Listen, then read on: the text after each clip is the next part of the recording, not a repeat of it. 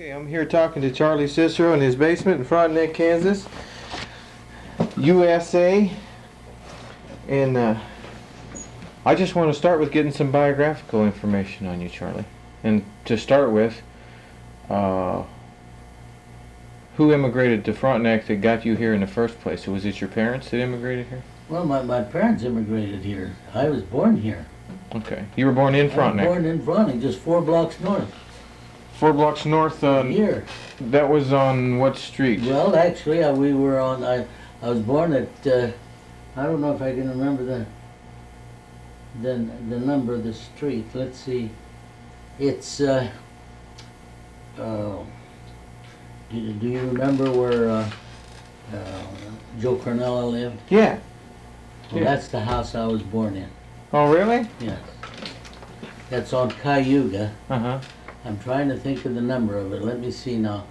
This is 2, 2, 3, 4, 2, 3, 4, 5, 6. It would be the 700. Okay. Well, 700. we know it. Cayuga. Where Joe was. Is What were your parents' names? And where did they come from in Italy? Well, my mother and my dad, they came, both of them came, my mother came over first. In fact, my dad, he came over later, but he didn't marry my mother. My mother came here in 1900. Mm-hmm. My dad didn't come here until, well, I guess he must have come in about 1909, because when my mother came, she settled in Texas. From Texas, they came to Kansas, and she was married to DJ's dad. DJ Saya. See? And then his dad died when he was 28 years old while they were living in Chicopee. He died, I can't remember what the disease, it could have been what the heck, diabetes, sugar diabetes, yeah, because it's in the family. Yeah. It's in the family. They, back then, because my dad then, he married my mother in 1910. Now I was born in 1911. But at that time they were living here in Frontenac. My mother was living in Frontenac. My mother initially lived in Chicopee. That's where Joe and my brother Vince were born. Okay. They were the 2 older than I was. So they were Saya. Then my dad married my mother, and here in Frontenac. I think, as far as I know, this house that I was born is the first house they lived in Frontenac. Then from there, we moved over here on Lynn Street. That's this Lindbach Street here. Out there on the 600 block. You haven't seen where A.J. his son built that new home? No. You haven't seen that?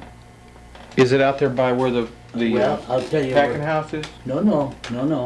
It's down on this street here, just before you get to the Blues Trailer Court. Okay. A block this side of the Blues Trailer Court. Right in there. On the west side was Dr. Galicia's grandparents lived there, the Vianos. We lived across the street. That's where my brother Sam was born. And my oldest sister was born in that house. That house is still there. Oh. Lived in it, Del Antonio's. Okay. Del Antonio's lived there. And we lived there. I remember I was just a baby. I can remember watching my mother give my brother Sam a bath in one of these big vase-like. Uh-huh. She'd give him a bath in that. I can remember that because I wasn't, I imagine I was 2, 3 years old. I can remember that. Now, how many brothers and sisters you have total? And give me their names in order, oldest on down. Well, in the Ciceros, the thing that was kind of funny, see, DJ, Saya, and Vince Saya, they were older than me. They were my half-brothers. Mm-hmm. And when I went to school, they would ask, well, my name. Well, my name, Joe and Vince is my brother. Their name is Saya. My name is Saya. My name is Charlie Saya. And I went by the name. So you went by Saya first? For about 4 years. So I was about in the 4th grade when I finally changed over to Cicero. It's kind of like the protection racket. You got older brothers there that size, huh?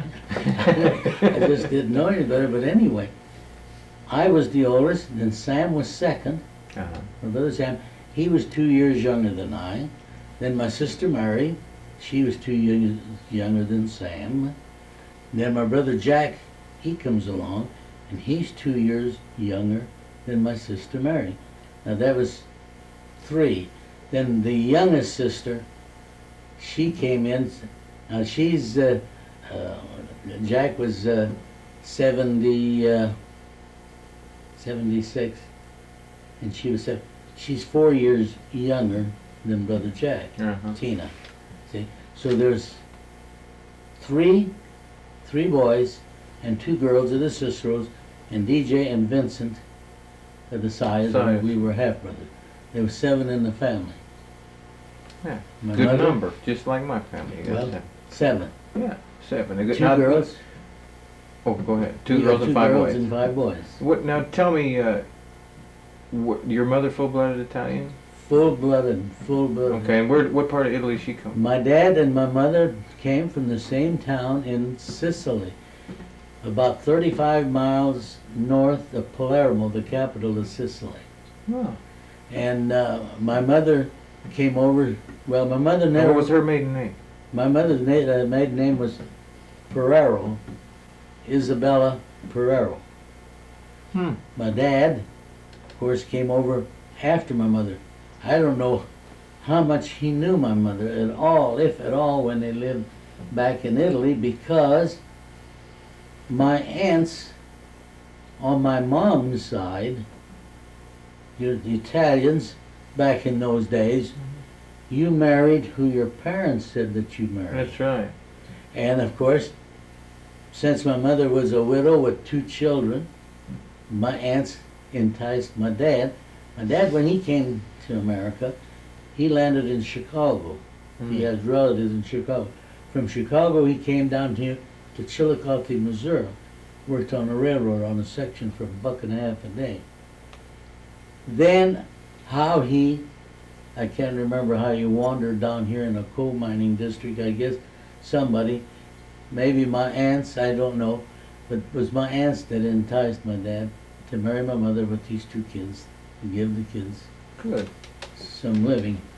And but when they were there, like they lived in the name of the town they lived in was Cefalù, Cafalu, Cefalù, the town. I was there in 1985, the last time I was there, twice in 2 years. Went for a visit. It's right on the ocean there, the Oh, town.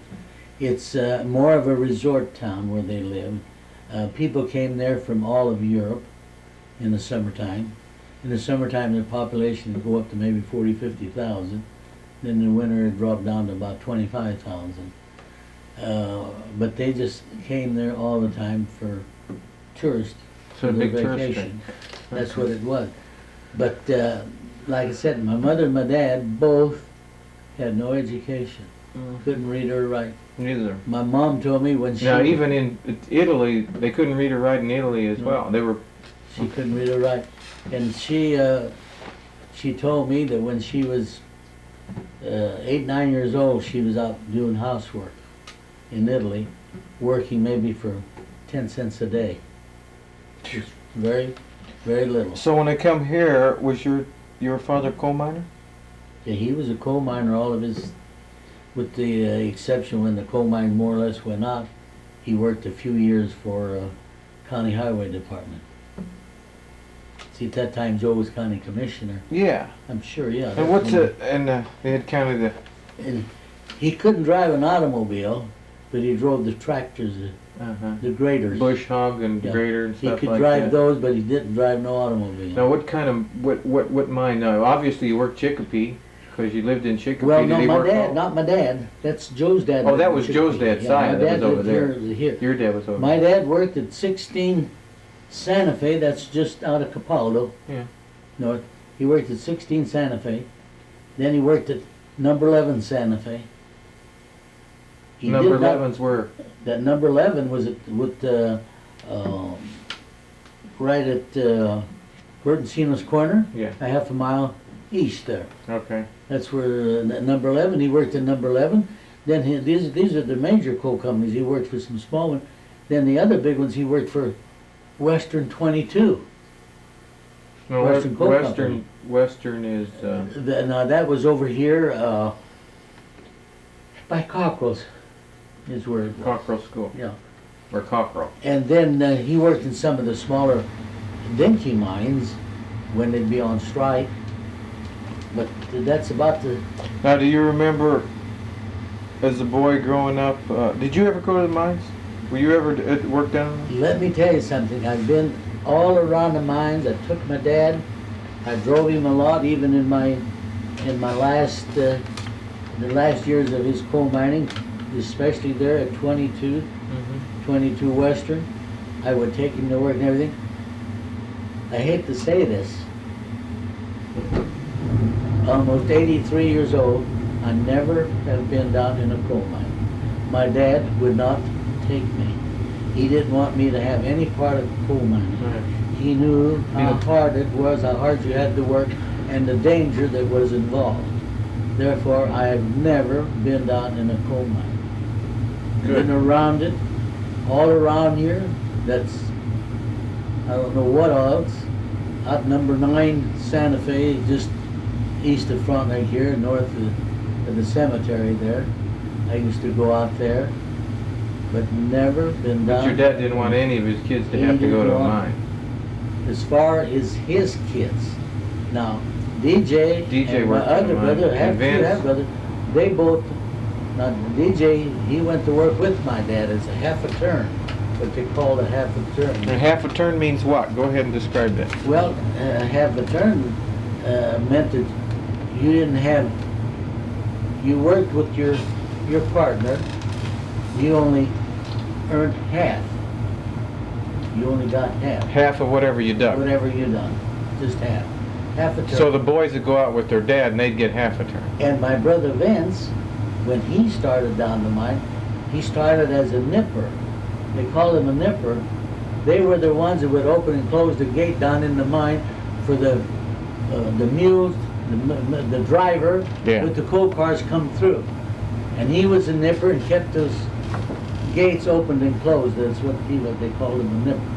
He didn't stay in the coal mines very long. Brother Joe, he didn't stay too long either, of course. When he was working with my dad, they worked over here at 16 Santa Fe. Capella, just north and So they didn't east of stay Capella. long. Neither one of them stayed too long in the coal mine. But in fact, my brother Vince, he used his,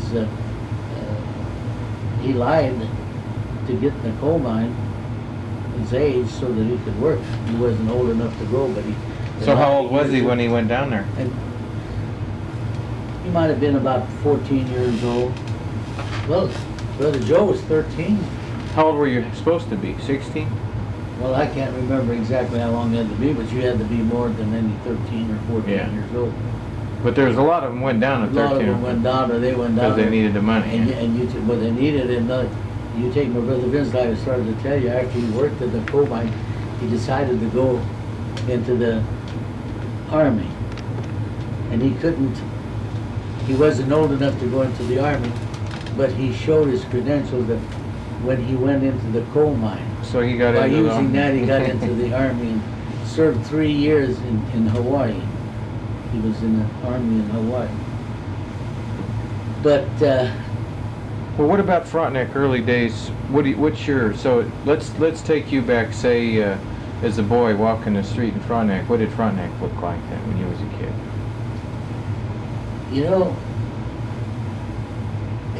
today, when you go back to looking at those things, you just wonder, could it actually happen? It's almost like a dream. Like a dream. Uh-huh. Because it's so different. So different, you can't imagine that things were like that.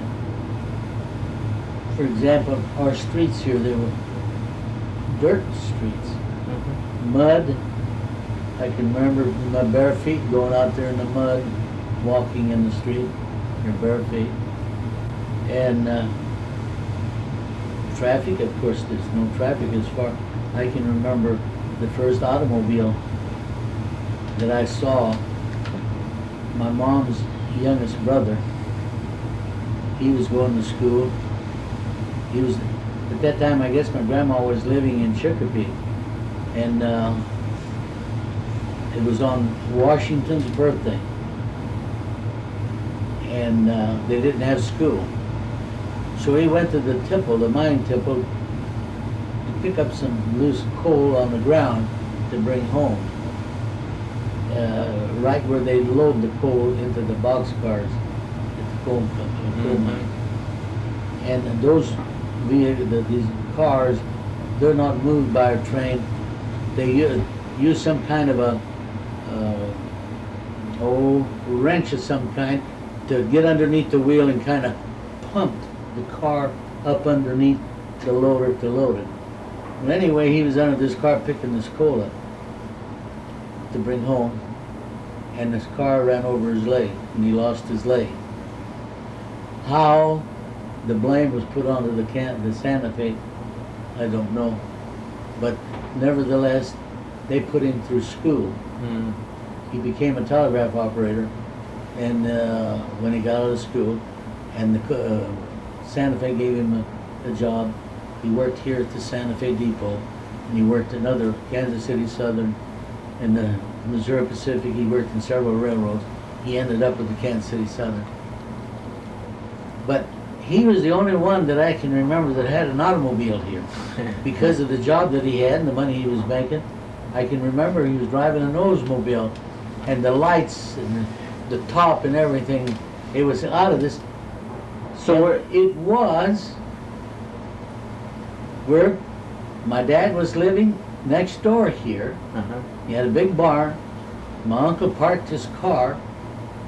See, my grandma at that time lived right here where I'm at right now. On this lot? On this lot. Yes. My grandma and my grandpa on my mother's side lived right here. And my uncle was at home with grandma and grandpa. He wasn't married. And he parked that car in my dad's barn. Through that, people around seeing that car in his garage thought it was his car or what, whether they thought it was. Anyway, they named him Joe Automobile. Joe Automobile.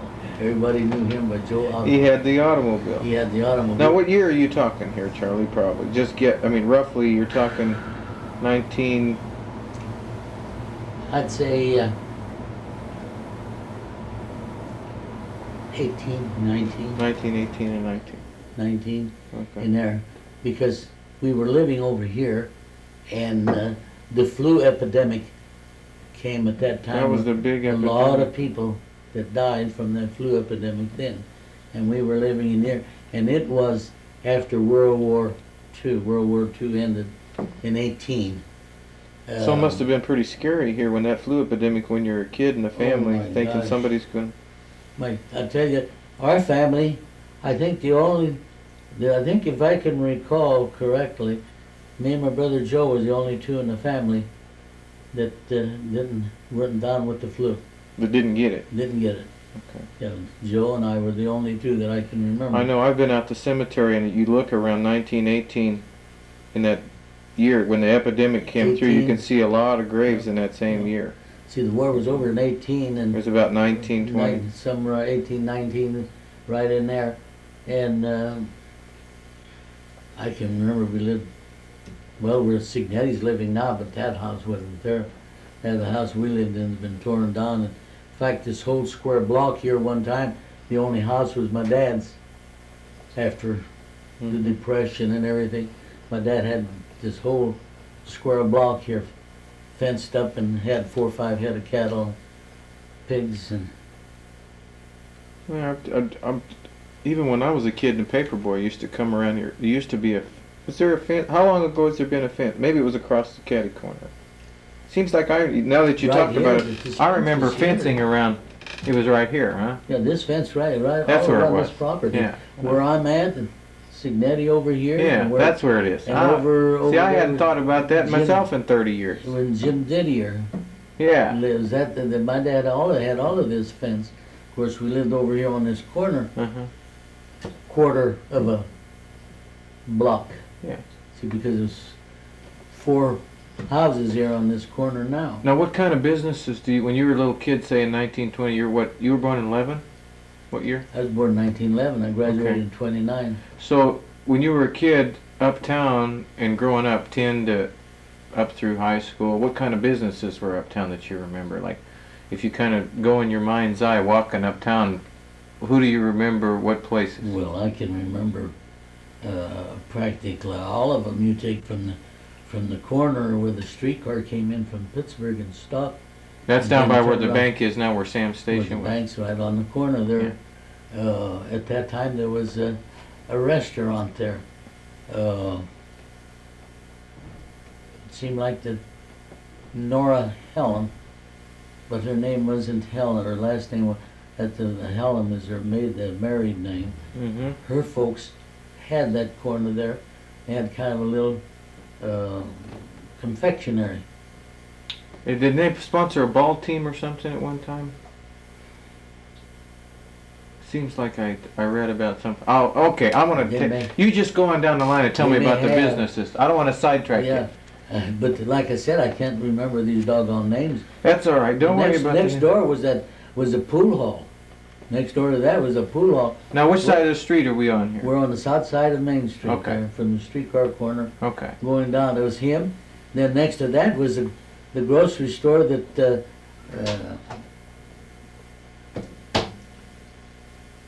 Sabi Bartelli. Hi, Mom. Huh? What?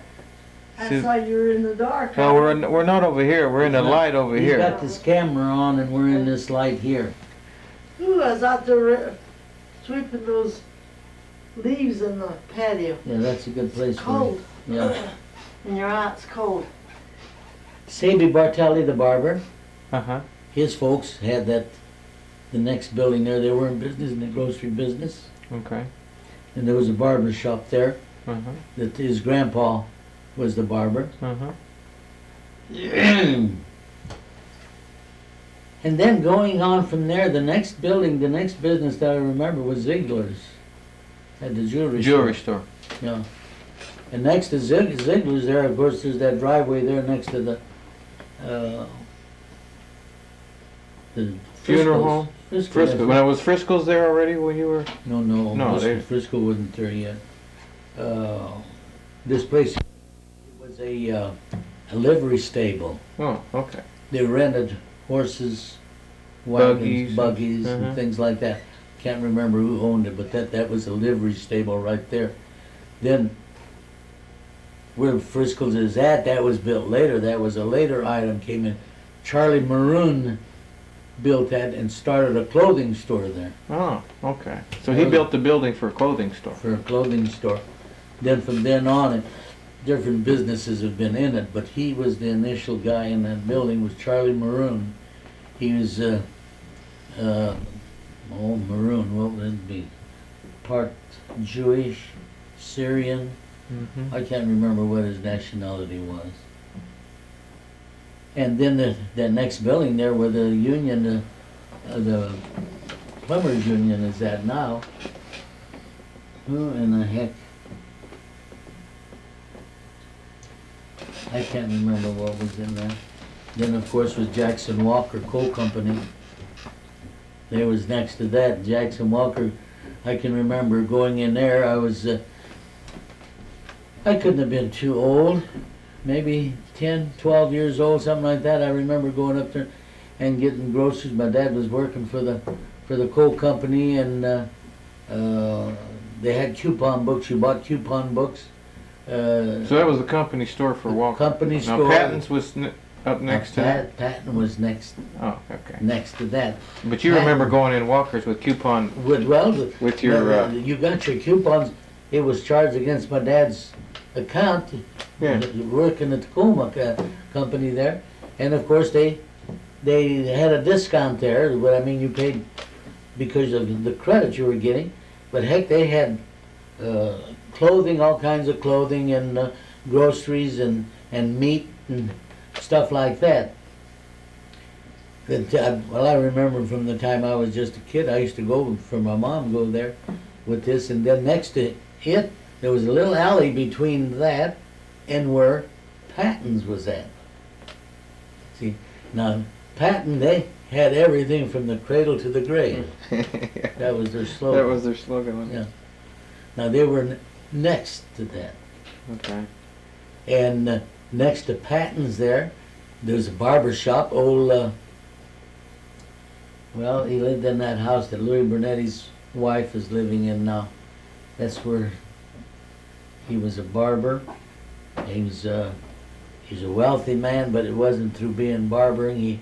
He owned, I think, a coal mine over in Missouri. He owned farmlands. Can I think of his name? Yeah, don't worry about it. You see how that's We don't need the names right now so much No. as just the locations of things. Yeah. Then after that, there was, there was a restaurant. I can't remember who operated it. I do remember one time Shorty Lashak operated it. He was one of them later. But who started, I don't know, but Shorty Lashak had that. Then there was the bakery and where we went to buy our candy. Out there in the window, all the candy was loose. There was nothing that was packaged. And you go in there with a nickel or a dime and you'd get 2 or 3 of this one and 2 or 3 of that one. You just picked out the candy until you came to the 5 or 10 cents, whatever you had to spend. Your total's up. Yeah. That was, who the hell was Zelke. Old man Zelke. Yeah. I can't think that the other building, then following that was Lesnick's clothing store, shoe store rather.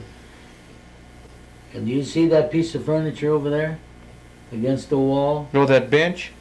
That, if you want to call it a bench. It looks like That's what you call looks maybe like a pew or a bench. like a love seat or something. Uh-huh. It's all in wood. Uh-huh. That came from that shoe store of Lesnick's. Oh, that came from Lesnick's. That thing there, I would say, is maybe 80, 90 years old. Because I can remember going at Lesnick's there. My uncle taking me there and fit me with Buster Brown shoes. Yeah. I'd sit on that and measure my foot, and my uncle would buy me a pair of shoes. Now that's when I was a little Just a kid. little kid. Yeah, I was a little kid.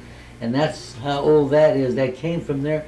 And the reason why I've got it is in 1934, when I started my weekly newspaper in Frontenac, that's where we started, in that building. Oh, so you got the building where where Zelke's was. We're not where Zilke's, we're Lesnick. Lesnick, the clothing and shoe store. Shoe store. Yeah. Yeah. Zelke's was clothing. It was where the post office is now. Oh, okay. That's where. Right up where next to where the Eagles home. That's right. That's where it was. Okay. See, it was there, and that's how I acquired that. I've had it since 1934. That bench there. And then, if you move on back. Then at the corner there was that 2-story building. There was a restaurant and down on the bottom floor, and Scavizzi there that I can remember. I can't remember before that. Scavizzi had his plumbing store, and of course upstairs was the KP Hall. Oh. Upstairs. Now that was before the Eagles. Oh yes, Way before. What year did they build the new Eagles building? 46. That's 46. 46. Okay. Yeah, it wasn't. The Eagles was afterwards. You take Scavizzi's there, it had the corner half, Mm-hmm. and then there was on the other half was what the hell he went to. We graduated school together. His dad had a restaurant there at the last. It's not Oh, Salinas. No. Yeah, but all I have to do is look at my book there when I graduated. Yeah, don't worry about it. But his dad ran the restaurant there, and then of course Scavizzi was on the corner, and he was in the plumbing business and made stills for the bootleggers. I don't know. He had a lot of business. Oh, I'll tell you, he was an artist at making stills. See, for I the never knew bootleggers. that. I didn't know about Scavizzi. He was a Oh, he was a hell, boot. Now is this Now, the he Jerry did bootleg. Scavizzi's Dad? Jerry Scavizzi's dad. Yeah. Now, he didn't bootleg himself He that I just made know all the of, equipment. but he made the equipment for the bootleggers. Now, as you go farther back east, now was that turned residential there? There was no more businesses like Cassidy's and places. I mean, where I know is Cassidy's, but You mean there on a corner across Yeah. from Bob Trode and Palooka's? yeah, was that residential back then? Yes, that was always residential. Now, if you go back up to Sam's Corner and come back this Well, way on again, Sam's Corner, you take on the opposite corner is where Louis Heman Street is far as what I can remember. now he was No there one ever else. since you were a kid. Louis Heman Street, ever since I could remember, had that garage there on the corner where Yeah, across from Sam's. yeah. He was Where- still there when I was a kid. Where when Wiseman, Yeah. well, the Heman Street was there as far back as I can remember. Of course, just east of Heman Street, through that corner, there was a building. I don't know. I'd have to look. I can't. I got so much stuff and everything around. I wouldn't know where in the hell to go. You just have to go through it all. But it was the Italian Lodge Hall. Oh, it was. Yes. So I wondered where the Italian Lodge It Hall was was just located. right. So it was right, just east of Heaven Street just there east on. of- right there. And next to it was the Methodist Church. Oh, I didn't know that Yeah, either. the Methodist Church. The Methodist Church was just, where would that be?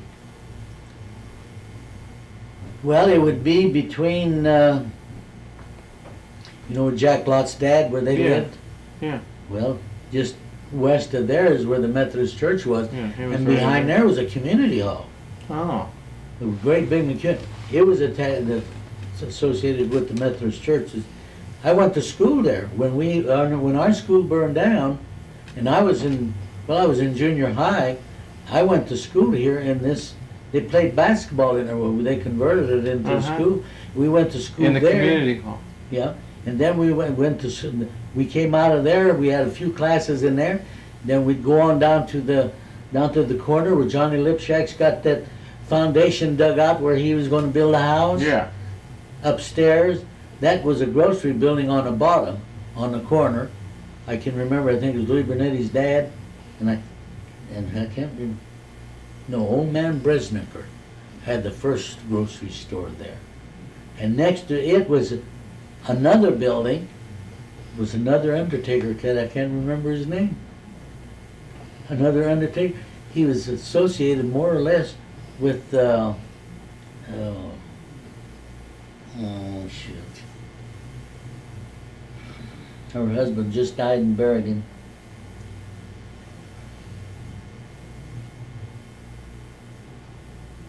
I'll think about it.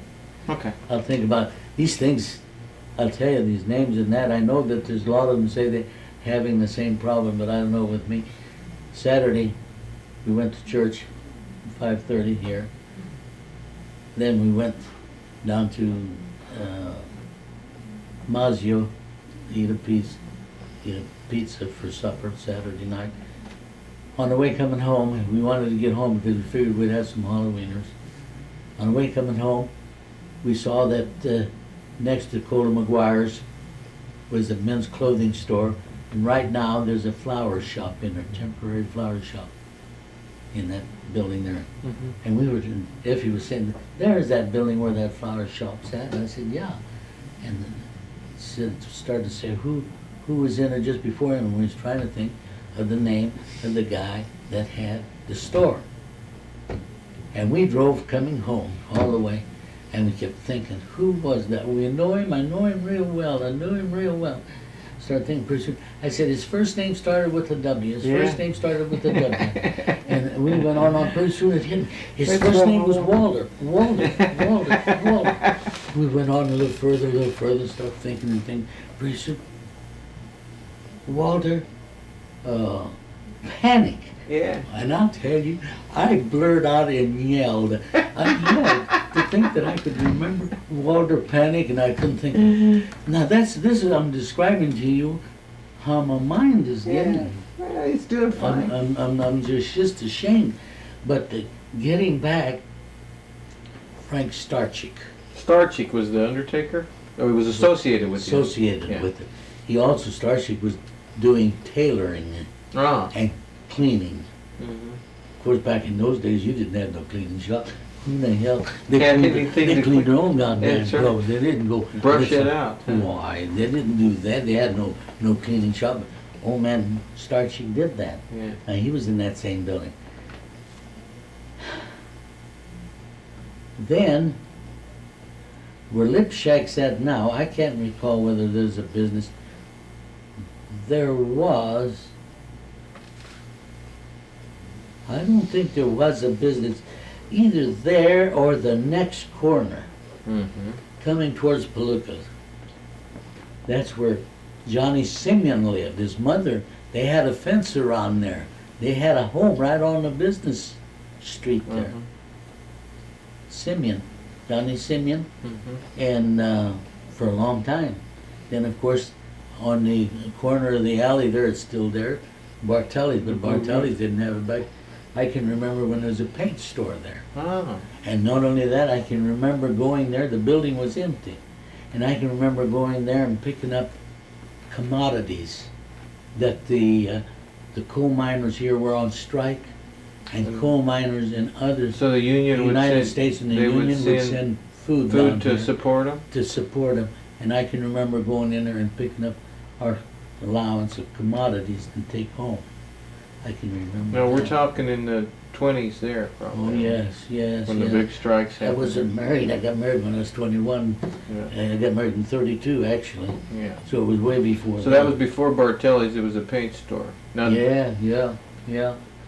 And then, On the corner where Turlip's got his office right now, which the bank was in there. yeah. I remember the time when there was a paint store there. Huh. And they moved to Pittsburgh, right next to the store right now that's selling sweeping machines. Vacuum cleaner. Vacuum cleaners. Huh. The next Right on one- Broadway?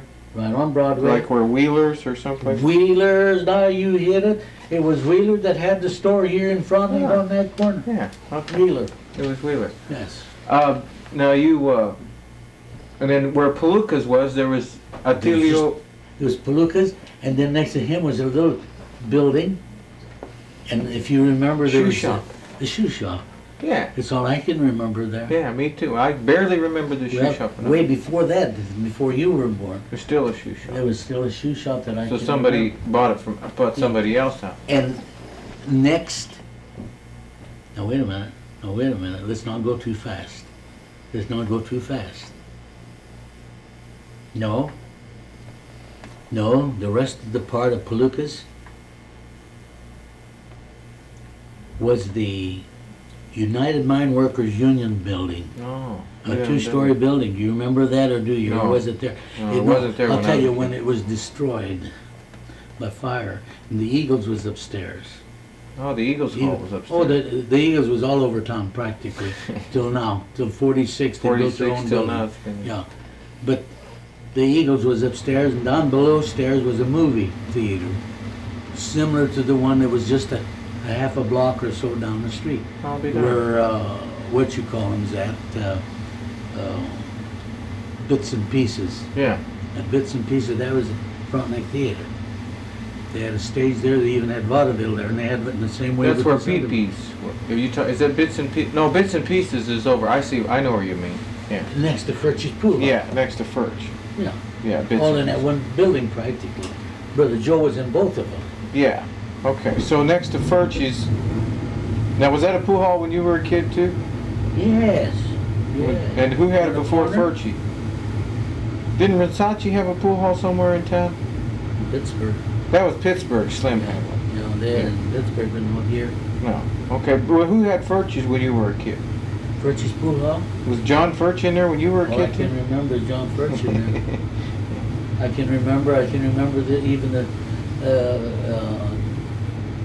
well, I can't remember his first name, but it's Cotsman Insurance, where Bud Wachter lives. Mm-hmm. Across the street in there. No, right next Right where Bud lives, next to his house. there was an with the insurance insurance agent. agent. And that's Cotsman's run that. He drank heavy. Uh-huh. He was polluted. in Furch's pool out there one night. I don't know why. Of course, John Furch himself drank a lot of times himself. But anyway, he left him in the building. He was dead. Overnight? Overnight. The next morning they went there. He was dead. Oh. He just died there on the coat on the bench that they had. I'll be damned. So that's when you were a kid? Or older? Well, I was older. Yeah. I was older. But So down from Furch, then we had but then from Furch you had the theater, the Frontenac Theater. Okay. In the Frontenac Theater, then you had that big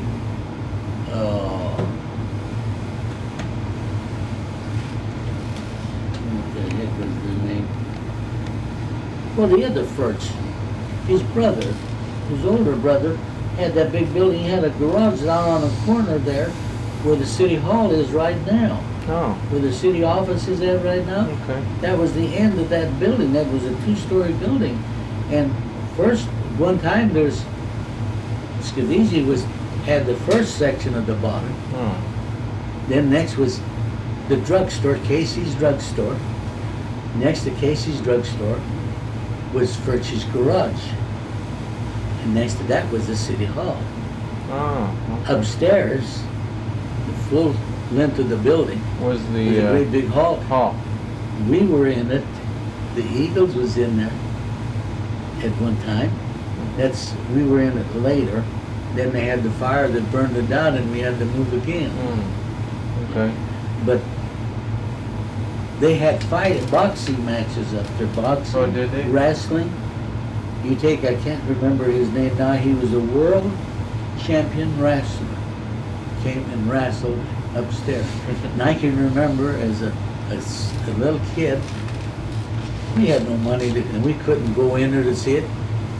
We'd see sharp-looking businessmen or people going upstairs. They had their ticket, going upstairs, and we'd grab them and say, "Please take us in as your son, as your son." Tell them you're our son, because we were small enough we didn't need no admission. Yeah. Some of them would grab us by the hand and take us like as if, unless they knew who we were. If they knew who we were, they wouldn't let us in. And that's how we got to watch these boxing matches, right? The way I did anyway, and a lot more. Yeah. A lot more. Yeah. We used to go across the street from that building, on top of the Zilke's building up across the street from there, get up on the building and look through the windows and watch. Oh, so you could see, you're up at the level, you could watch it Up from at a level where you could watch it. Okay, so if you continue on back, where else do we have left on there? I'm just taxing your brain all to death. Well, of course, then there was the city hall, and after the city hall was the garage there that I can't remember who was in it before Heaven Street. That all? I can't remember who was in it before Heaven Street. Then, of course, next to that was the bank on the end there, the Frontenac Bank. And upstairs we had a dental office, and that's where our Southwestern Bell Telephone Company had their not only their office, but where you called Switchboard. in with your numbers. Yeah. That was before they moved back down That's before they moved down towards the depot there. towards the depot. They moved into that house there that the O'Hara, Cookie O'Hara, he bought it just recently. He's remodeling it. But that house there, Dr. Scott lived in it. He was the physician, the only physician. There's one other one, I think, I can't remember his name, but he was the main physician in Frontenac. Now, didn't Scott build a hospital someplace or something in Pittsburgh? Did he have his own hospital at one No, time? not that I know of. No. He had this is where he lived, and where the corner house there, just behind Casey's, where June Lloyd lived. Yeah, right Now there. that was his office. Now, I can remember as a little kid and I'd having a tummy ache and go over there and he'd give me some pills, and I'd go home and take those pills. A lot of times I'd tell my mom I didn't want to go to school. I wouldn't tell her. And I'd tell her that I was sick, and she'd send me up to Dr. Scott. I was little then. I was in about third or fourth grade, Uh-huh. and somewhere around there, maybe. I wouldn't be in the fifth grade. It had to be a third or fourth because after that I kind of straightened up a little bit. I didn't care to go to school. Now, did the now you're talking back the other way across the alley from Scott's, in that building where the post office was later. Is that where you're talking about that the if we all the way down there now for where Where the post office was yeah, when I was there as postmaster? yeah, what was there before you? The bank. That's the bank. That's the bank. Okay. Always That's what, been the bank. Okay. that was the bank all the time until the post office came in Right, there? until the post office went in. Then after we went in there, after the post office and we moved over into the new place there, old Johnson Yeah, had his plumbing. had his place. plumbing office there. Now, were Stefanoni's garages in there? Did somebody else have a garage in there earlier before the Stefanoni? Well, yeah, Haven Street was there. Oh, Heaven Street was in there. Yeah, well, besides, he was up on a corner and he came down He here. had gas on the corner. See, when he was up on the corner, Uh-huh. he had a garage there. Oh, He had a garage there and he lived in the house behind there. yeah. All right. Then he bought this building over here. Uh-huh. And he operated his garage from there. Also, that concrete building where I had my printing shop. See, the concrete building was next to the city hall. Then was the brick building that the garage was in. And that's where Heaton Street also owned the corner where the post office was at. Okay. And the upstairs. He lived upstairs. He had an apartment or two upstairs that he was renting at the time. Yeah. too. See, that's when he moved from on McKay Street. Yeah. Now that corner where the garage, where the Wiseman was at, the corner filling station, I had started that in 1929. Me and my brother Joe. That building was built by Palooka and old man Krushik built that building. They bought it from Heaven Street. Uh-huh. They built that building there first, not the whole building, but just the corner part. Uh-huh. And Brother Joe and I opened that up. I've got a picture here showing where the front of the filling station when we opened up 1929. The gasoline, you pump the gasoline By pumps. hand? And that's, I went to college. I went to college in 29, in September of 29. Then my brother Sam, he was in Cleveland, Ohio, got married. He was younger than me. My mom liked to have a fit. Anyway, he came back here, and I let him take over that filling station. That's how he got started in that filling station. Brother Joe and I moved out of there and let him have it. Then from there, later on, he went across the street with Royce. That's when he moved across the He street. moved across the street with Royce. But we were over on that corner. Okay. And then Heaven Street moved back later. I'm just trying to think where in the hell that picture is I'd show it to you. I'd show you that picture. I'm standing out there in front of that pump there. And up there, I think it was around Christmas time. And 1929, it's got the year. Mm-hmm. And I was going to college, I was taking printing out to college. Mm-hmm. In September of 1929, I started out there. Now, what made you decide to go into printing? I went to college 3 years.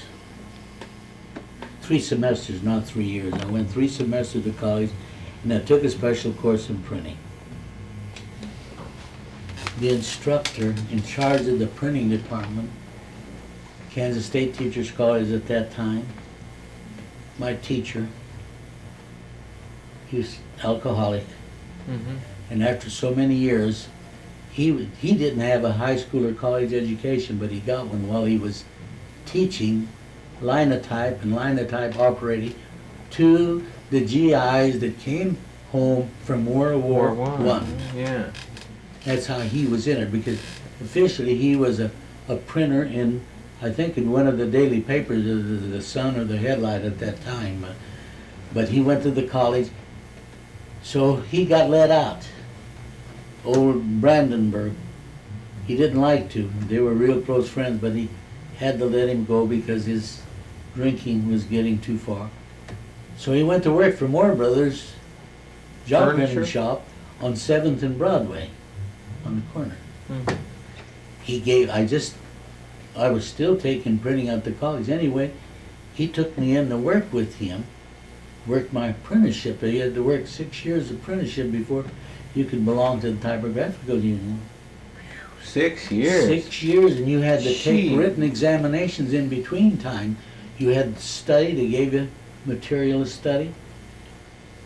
Anyway, I was working there in I guess before 1932. I got married in 1932. It was after 1930, soon after I got married in 1932.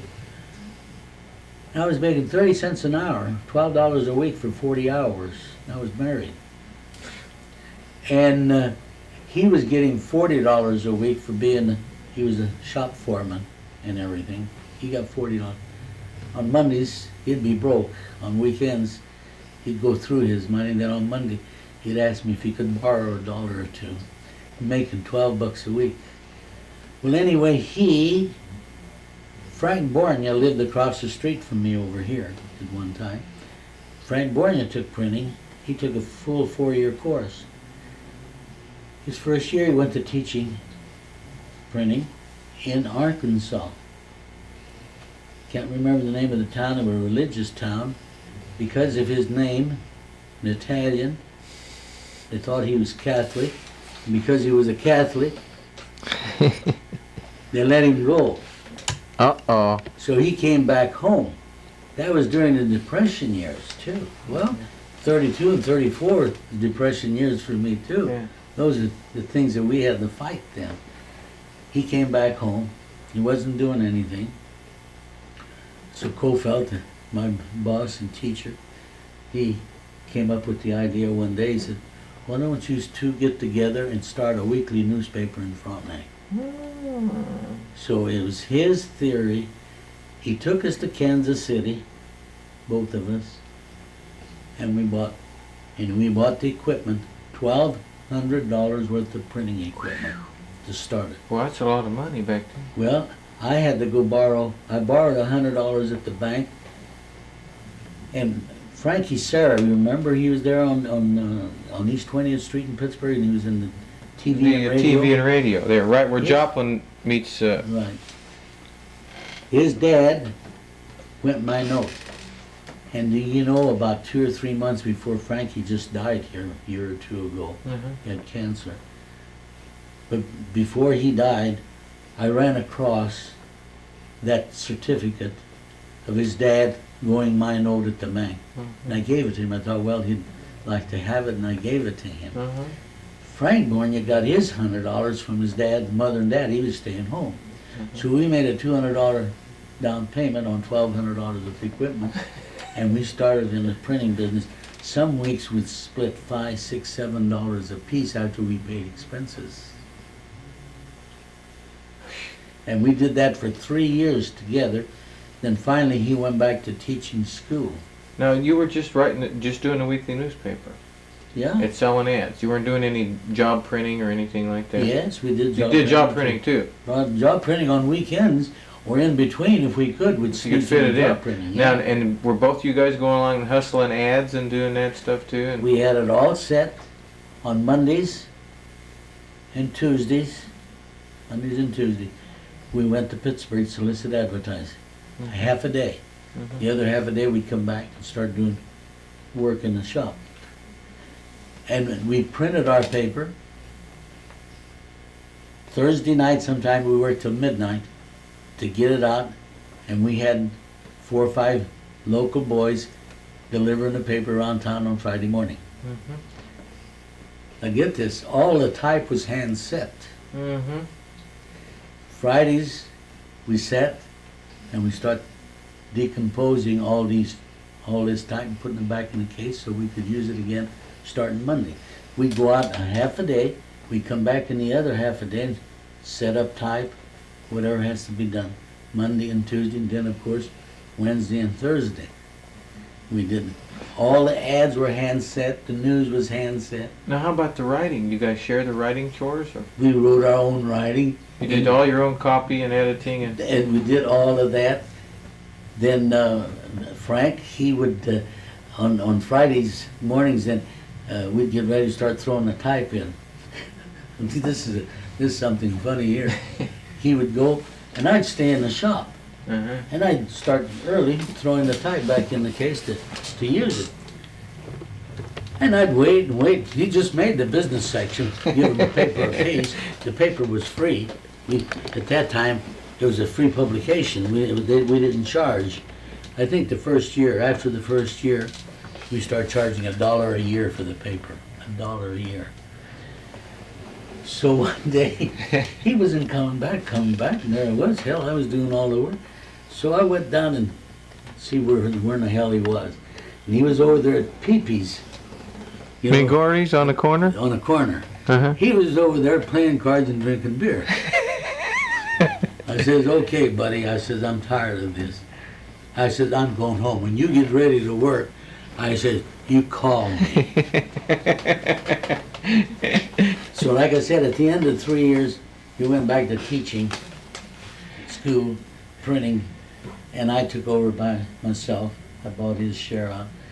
Right after I did that, then I bought an automatic newspaper press where I could print 2 pages at a time. Before we could only print 1 page at a time.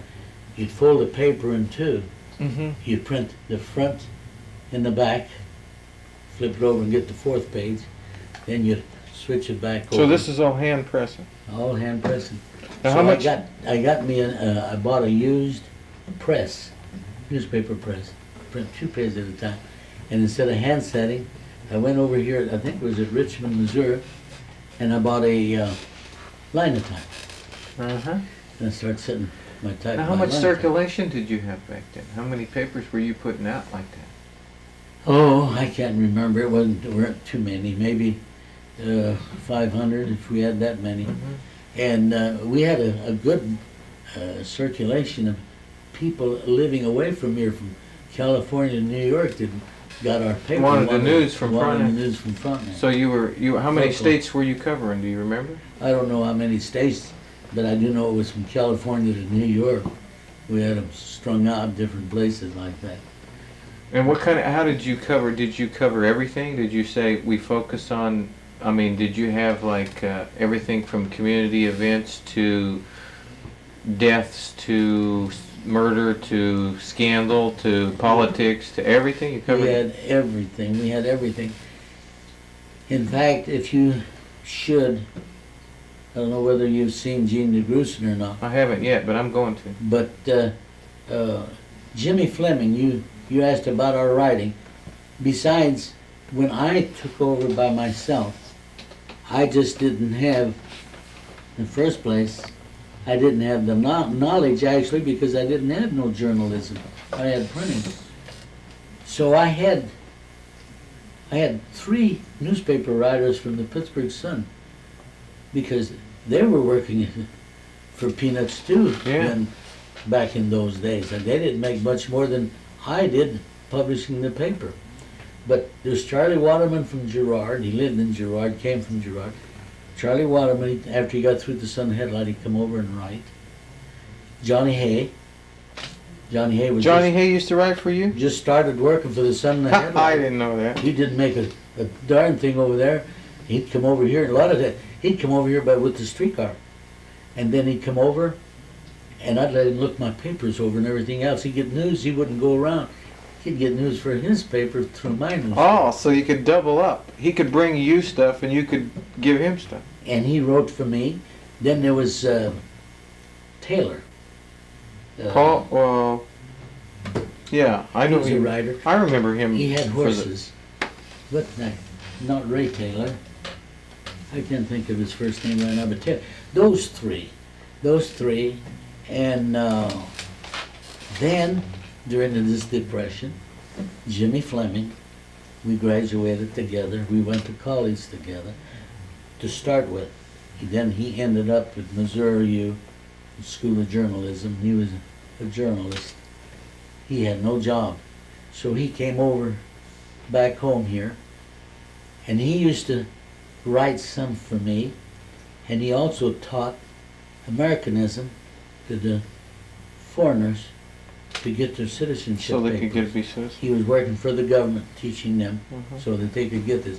Jimmy Fleming, poor soul, he's dead now. He died in Chicago because we were just like brothers. Now, how many years did you run the, oh, excuse me, did I interrupt you some? Well, I was going, no, go ahead. I had the paper from 1934 to 43. Now, did you Because get that's, it? I had to go to the Army. Oh, okay. There's no one. No, Andy Wachter worked for me.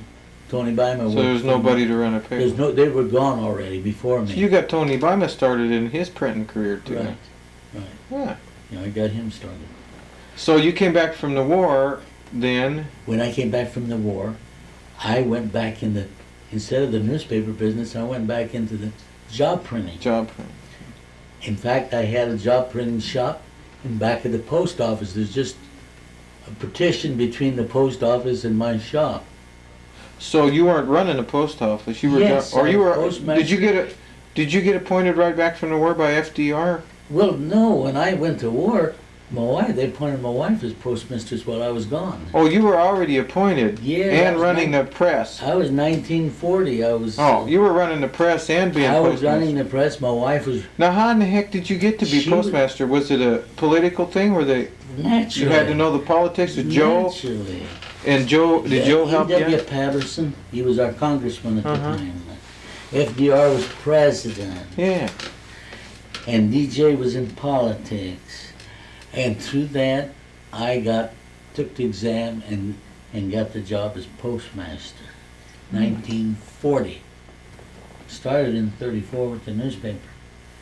Our newspaper quit in 43 Mm-hmm. because I was inducted into the Army. And Effie ran the, Effie was the postmistress. while you were in While the I was army. gone. While I was gone, she was postmistress. In 1943 to 46 when I came home. I came home in 46. So, what was it when you interrupted? You were talking about Fleming, God rest his soul. Oh, what I want, and I was talking about Jean de Gruson.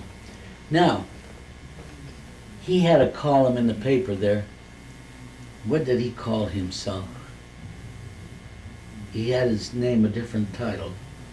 And he quoted a lot of things that people said. Gene did? Yeah, no, Fleming. Jimmy Fleming. Fleming. It's in my newspapers. Also in my newspapers, what he did during the time that he was here, I think he covered them all. He went to each businessman. Now this was back, well, in the late 30s. Yeah.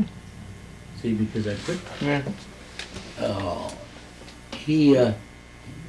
He went to each businessman and wrote a history of them. When they came over here to Frontenac and how they got Oh, so he's started got in their all that. business, I'll be darned. how So they that's got all out. everything. That's That's all all out. in those papers. Oh, good. That's good to The know. Lucas, the Minguinis. So we got detailed history of Frontenac in your papers back in the press. all about the businesses that were in business at that time that he covered. In that, the Friscoes. That's great. All of that. It's all in there. That's if he hasn't done anything with it. And he covered it. And like I said, he was born just a quarter of a mile, if that far, Mm-hmm. east of where A.J. Minguini lives now. Uh-huh. That's where he was born and lived all Now- his life. Did you like running the press and writing? I mean, did you enjoy it? Was that something when you were having a press and writing stories? Did you like journalism and what you were doing? Was Yeah, I it? liked it. Yeah. Was it? In fact, it took years for me to forget it. I dreamed.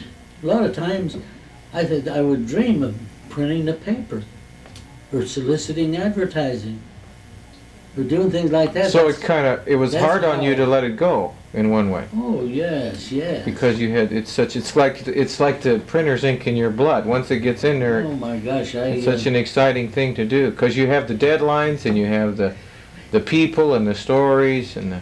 I worked at it from early in the morning, 7, 8 o'clock in the morning. Sometimes it'd be midnight before I'd ever get through. Well, and you hold the community together. Yes. Yeah, I mean, part of what a small newspaper like this. Sometimes we had to be careful on getting things in the paper. Some people didn't think that it was right for us to do it. One time, it was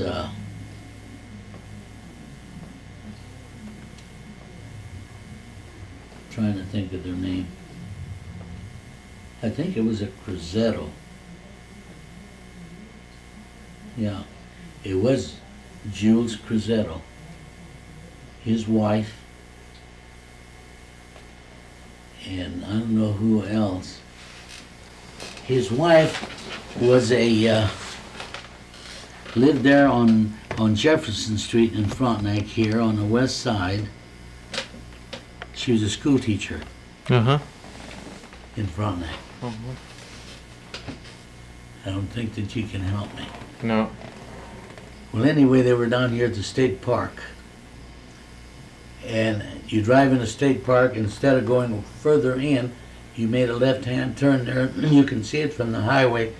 There was a strip bit there, water, and then they swam there. They used to go swimming there. You maybe. Yeah, I did that. Yeah. Okay. Anyway, they were in there, and I don't know, somewhere or other, their car drove into the water. They couldn't stop it or something. They asked us not to put it in the paper. We went ahead anyway. Oh, they really chewed our butt out for it. They really chewed our butt. But you really missed the thing about it is like once you get to journalism and the printer's blood and the deadlines and the thing in your blood, it was really hard to give up. But you moved right into another place where you're dealing with people all the time and their lives even more so in the mail. More people. You take for example, there in Frontenac, when on the corner there, the building where I told you was the bank, and Heben Street was next door, and see, Heben Street owned that building. We used to rent from him. The post office department rented from him, and you got your mail. You didn't get your mail delivered at home then. You had to come to the post office. You had to have a box, a rented box. We had two different types of boxes. We had a box, a showcase there, what it was, with your number. You'd go up there and see if you had mail. If you had mail, then you'd come to the window and ask for it, and we'd go get it for you. Then we had the type that you opened yourself. They cost a little bit more money. Then we had those that didn't have any boxes. Got it in general delivery. Maybe we had about 80, 100 families getting it in general delivery. This one over here, you got to run over and get it when they got mail. Well, they'd come in, those in general delivery. Is there any mail here for Bozik's? No. Well, maybe there'd been a Bozik or one of the family to come in after school and got the mail. A number of children. They all stopped at the post office. Yeah. The first one there, you know, you gave it to them or you didn't have any. From then on, the ones that come in, they'd ask and said, you don't have it. How do you know you didn't look? Because your brother or sister was just here and got it, that's why. Oh, you don't know how that went. And mail was so important back then before TV and all that stuff, you know, communication and not everybody had telephones even. And no. Yeah. So you had a connection with everybody. So that's where, between the paper and postmaster, you had a connection with everybody in the town. Really? I mean, you were connected directly. Right. And until just the last few years here, I knew everybody that lived in Frontenac. Well, of course. Of course, now there's newer faces coming in, newer people. The old timers are passing away, and but at one time I knew everybody. Speaking of that, who were some of the characters that you, as far as growing up here, the characters that you say are the biggest, you know, personalities and characters from Frontenac that you remember? Now, of course, one of the characters that I remember the most, you know, that's the love of my life, is Sam. Your brother. And you. I mean, you're one of them, but I'm talking about... I don't know the characters that we had. You know, it's like when I was growing up, you know, like, well, Raymond Palooka for me, you know, it's like characters Yeah, yeah, screaming yeah. and hollering across the grocery store, Yeah, and who was it? Well, I remember people like Johnny Furch was a character. He was a dandy too. Yeah. You know, he didn't. You know, even when I was a little kid, people like that. I mean, one time I was in Furch's. Little kid rode my bike up there, and I wanted. Remember those little Tom's peanut butter logs? And Yeah. I had myself. There was like a penny a piece, and I had me a penny. I found on the floor or something at the house, and I rode my bike up to Furch's, and I went in there, and he said, "What do you want, kid?" And kind of like that, and I said, "I want one of those peanut butter logs." He put it out there on the counter, and I reached down, and I'd lost my penny, and I looked up at it, and I fumbled, and I said, "Oh," and I wanted. My mouth was watering, you know. I said, "I wanted that so bad," and you know, he wouldn't give it to me. He said, "That's tough titty, kid," and he put it back in there. Yeah, I can see that. I knew he was real close. Oh! He didn't give nothing away. And I just remembered that. I said, "Gosh, you know, I think it was only a penny." Even as a little kid, I figured out, well, that guy's tight, you know. Yeah. Hell, yeah. you know, if I was at Palooka's, they'd give it to me and say, "Bring it in later" or something. Right offhand, I just don't know who in the heck to tell you that so many people. Yeah. Well, I just wondered if you had one stuck in your brain that you remember Not right off. Yeah. growing up.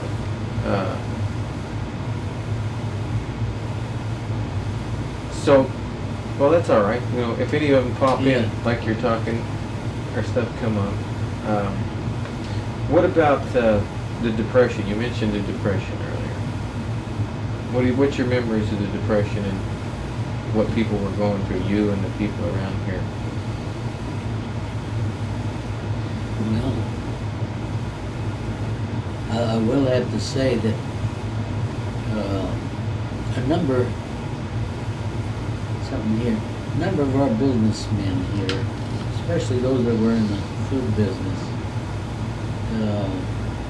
we wondered how they survived, because you take back in those days, it wasn't like you have your food stamps, unemployment insurance, and all that. You had nothing whatsoever to help you. And quite a few of these grocery stores we had in town here carried you $4, $5, $6, $7, $8, $900. Carried you, hoping that when you got to going that you'd pay it back. Some of them did, and some of them didn't. Yeah. So that speaks to the kind of community it was, where That's people. right, the way it was. And like I said, you just didn't, you couldn't go borrow this, you couldn't go borrow that. You had no water picked up, put away, you didn't have nothing like that. It was rough, I'll tell you. I know that, well, you're talking to me, and I'm one of the old ones, and I know what we went through when we was kids. And of course, the Depression, I don't know, I got married at 32. Right in the middle. That's right when the Right Depression in hit hard, right there. Roosevelt was just elected president. Yeah, right after Hoover went out here. So I know I lived in that house next to Palooka's. Of course, it's remodeled now. O'Neill, Blackie O'Neill lives in Palooka's house. The next house east there that is just about together now. Yeah. Effie and I lived in that house. It's a 3-room house. No facilities, any kind of facilities whatsoever. We paid $4 a month rent. But your bathroom, you had none. You went outside to use the toilet. You took a bath in a tub. We cooked with the kerosene stove. We heated the house with the coal stove. We had no electric refrigerator. You had an ice box to go buy ice. Now that was in in your depression years. Yeah. And do you remember back then the feeling, and that I've heard described by a lot of people, it's like it was like everybody's in the same boat. There wasn't anybody around that No, everybody was doing well. Everybody was watching out for everybody else. Some it was worse than others. Yeah. And you know, JT, when I was soliciting advertising in Pittsburgh, I don't think I've ever told you this before. No, you When were. I was soliciting advertising in Pittsburgh, go there on Mondays and Tuesdays in the morning, just a half a day. And I recall right where Kansas Teachers Credit Union is at, next door to the Midland Theater, there was a men's clothing store. Can't remember the name. I can't remember his name. I can see him just before me. He was from Cherokee or Weir. I don't know where he was originally from. But we were discussing, just like we're talking here, we were discussing there. I got some advertising, but it was hard to get advertising. It was hard. They just didn't have it. I don't want to say it on this here. It was just like pulling the hair out of a man's butt. That's how tight things were. But he told me, he said, Charlie, he said, I'll tell you one thing. We were discussing different matters. He said, I'll tell you one thing. He said, if it wouldn't be for the bootleggers, he said the businesses could close. Yeah. He said, it's the bootleggers are the only one that's got any money to spend and keep us going. And so bootlegging, and he was probably a lot of truth in it, ain't it? Bootlegging saved the town. Absolutely, absolutely. If it hadn't been for the bootleggers, how else? There was no revenue coming in, so the money You started. didn't have no Mines are shut down. You had nothing to gain. You had nothing to receive from the government, like you got today. The different things, the programs that they have, you didn't have. It was rough. Now, back through that time, given the roughness, what did you guys do for a good time? And was it dances? Did you dance? Did you go to the dances? Yes, we went to dances. We'd go to the dances, and we went to Coburg to the dances. We went to here we're on North Broadway. Tower? Well, not where the tower is at. We went to the tower, believe it or not. That building was in Missouri, across the state line. You went out on East 4th Street, to the state line, Yeah. and then north, I can't say, maybe a mile on the Missouri side. That's where that building started. It was built, and it was brought into Pittsburgh, where it's at now. You mean they hauled it in, or they took Right. it apart? No, they braced it all up and brought it in from over there. Oh, the Tower Ballroom? The Tower Ballroom. And one time, I can't remember, they had big name bands Oh yeah, that came there. yeah. They had everybody from Dorsey to. I can't remember. My dad's really into that stuff, and he's told me all the names of the bands at Tower and Coburg and Well, but at the this one right here, I Gay recall Parade, going out on the state line, and they moved the whole they building. jacked it up and moved it over here where it is now. So dances was one of the things you did for a good time. Dancing was most of the things that I did. I didn't start fishing or anything till after I got home from World War II. I never did do any fishing, but we went to dances.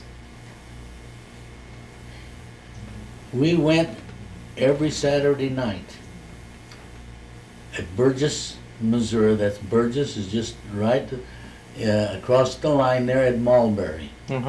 Where Mulberry, there, the east edge of Mulberry is adjacent to Burgess, the Missouri. Missouri State. And right on the other side in Burgess, Missouri, there was this tavern that was there. Well, I was in World War II, and I think I may have been in Europe, maybe I was still in the States. I remember Effie writing to me and telling me about him getting killed he went hunting, and some way or other, the gun, the way he was handling, went off and killed him. He operated this place. Well, we went there every Saturday night. There was Effie and I, Mary Sonato and her husband, he's dead. Joe. Frank Bornia and his wife. Joe Massini and his wife. Jake Dittman and his wife. And so you had a regular crew that went there. We went there every Saturday night.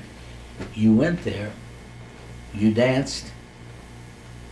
It cost you nothing, actually.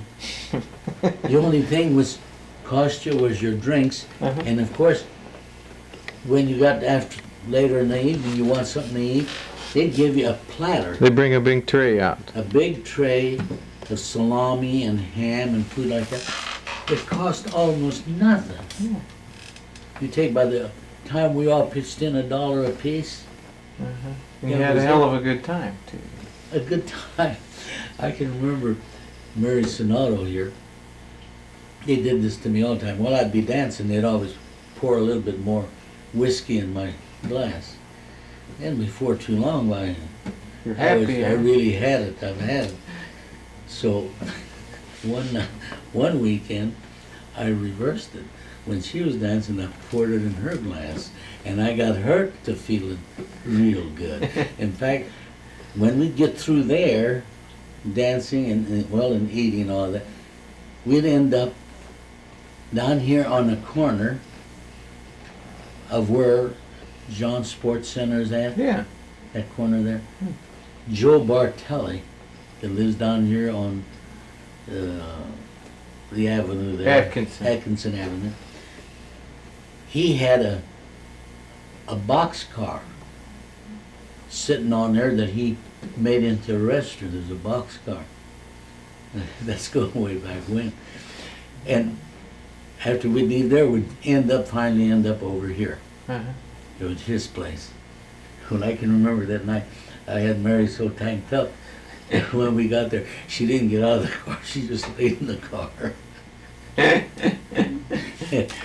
But we went out that way. We planned trips back in those days. Mm-hmm. We'd go to Knoll, Missouri, Mm-hmm. and places like that for entertainment. Mm-hmm.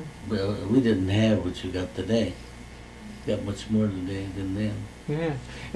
And I was wanting to ask you, since you, one personal note, my grandpa Matt Knoll. Yes. Any memories of you, what he was like, if you remember him growing up? Well, I'll tell you, to me, he was a person that wasn't lazy. He was always ready to grab that shovel or whatever it was, and he gave you all that he had. He was a hard worker. Yeah, he was. He worked hard in the coal mines. He worked some with my dad in coal mines. But all I can say that he was always there. Yeah, I remember him. He would get out of his truck, and if there was stuff in the curbs in front of Palookas or stuff, he'd shovel it. You know, he'd stop and he'd clean the curbing. You know, just because he saw stuff there. It's like there's trash there, throw it in the truck, haul it away. Like I He said, was always doing. he wasn't lazy. Oh no! I said, well, he couldn't sit down for 10 minutes fishing. No. I'd go fishing with him when I was a little kid. You know, he'd take cane poles and maybe some shiners and some worms and a gunny sack. Always had a, you know, never used a stringer. He'd have a gunny sack, and we'd go fishing them strip pits, and we wouldn't sit for 10 minutes, and he'd be dragging my little butt over the next pit. Yeah. And down to the next one, and then we'd sit there a while, and if he didn't catch any fish, we'd pack everything up and drag them. You know, he'd catch a couple bluegill, and he'd head over the hill again. He had to keep active. Oh, we were wading through. We'd wade through them little ponds, He didn't. You know? He didn't waste any time. and then you had old Braz Riffle. We'd go together sometime. Braz would go get his shiners and his rod. He'd have a rod, not a cane pole, and he'd throw it out there, and sit with that shiner. And we'd go all the way around them dumps and back, and He's Brad's, still doing it, Brad's. He's still doing it. And he'd sit there and he'd have a 5-pound bass or something, you know. And Yeah. my grandpa would have a gunny sack full of bluegill. And there's nothing. But But what time we got, Charlie? Too many, I think it was that 10 minutes to 12. Your uncle, Joe, what was his last name? Bazine? Which side? Your mom's brother. My uncle Fowler. Which Fowler you're talking? No. My mom's brother would be a Fowler. Your mom, not your mom. My grandma. Your grandma. Dominic. Dominic. I said Joe Dominic. Dominic. He lived over here on the corner. When I was a kid, and I'd go over there and go with him, just did everything. That was really back in the heart. No, he was living there with the family, with Dominic and his wife. and his wife. Family. Yeah. Yeah. Now- I can't remember. It's been so damn long ago. It's been many, many, many years That's ago. Dominic and what's her name? She was just back here. She left in 20. They left real early. Went to California. Right. She was here just 3 months ago. No fooling. Oh, she'd have loved to talk Is to he you. living? No, he's gone. He's dead. But she's 83 Sure she wouldn't be. or 4, I guess it is. Maybe even a little bit more than that. Hell, Yeah. I'm 83 and they were older than me. Well, but she was back. She was back about 2-3 months ago and called up my dad. And it's the first time she's been back since she left. Well, I'll be done. And she brought her granddaughter's a doctor and great grandkids with her, and we went out to eat I at would have Chicken liked Annie's. to seen her. Oh yeah, I didn't even think of. She'd have liked to talk to you. See, Well, she- that'd have been a perfect person to talk My to. gosh. How we used to go out and pick walnuts up north here, about 3 miles. 3 miles north with take this horse and wagon. Uh-huh. So anyhow, you remember going with Dominic and them to Well, picking walnuts. pick walnuts. Yeah, and then I hung around there. I can't remember exactly if we lived next door over here or whether we lived down north yet. I can't remember. I think it must have been over here. We were living over here. Yeah. But, yeah, he was your grandma's brother. Yeah, and they went to California because my grandma's mom had gone to California. Yeah, they She went remarried back, out they there. went back to California. They went to California in the Depression. Yeah, Maybe or even before. No, they went before. Before the They went Depression. before the Depression. Lived, and they did end up doing well Good. eventually out there, but you know, got some property, and then property values went up, and you know, they came out all right. But she's real sharp too. She's like you. She's older, but she remembers all that stuff. And I'll be there. they may come back again. I told them they ought to come back during Frontenac homecoming sometime. You know, come back and visit again. Yeah. I'll tell you what. It sounds like for today, maybe we can just wrap her up. We've been talking quite a while. You probably Okay. get tired. Yeah, I'm kind of. I'll worry you out a little bit. Keep talking to you. Next time we come, I would like to maybe go through some of your memorabilia and talk about that. We could do that together. Yeah. Okay? Appreciate it, Charlie. Mi fratello. You see up here. Uh-huh. You see those. Of course, there's I see. JFK. Yeah. The other 3 pictures up there. This Charlie Waterman. He lives in Florida. Now I was in Florida with him. That picture over here on the right with that big fish. Is that a tarpon or something? That's a tarpon. Uh-huh. Yeah, and I proved something new to him. He's quite a fisherman and outdoorsman. In fact, he does write Uh-huh. for a magazine does he? in New York, and lives in Florida. But he told me that you hardly ever, a person goes out fishing with tarpon, hardly ever catches one the first time they go out. And I caught with that one the first time I went out. So I made a liar out of it.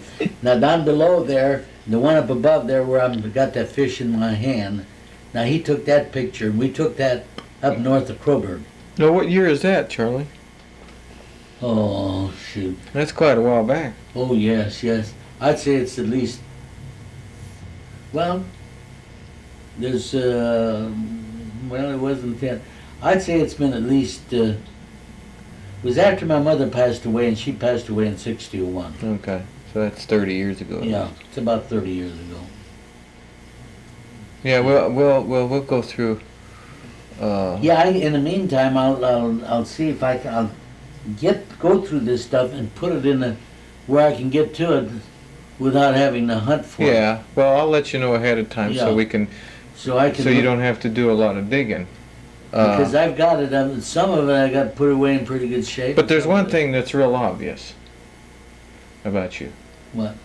And that's that you love Frontenac. My gosh, yes, I don't want to leave it, but I guess I'm going to have to. What now? I started out from. I'm just going to pinpoint. I started out first as a postmaster, and then my newspaper. Mm-hmm. And then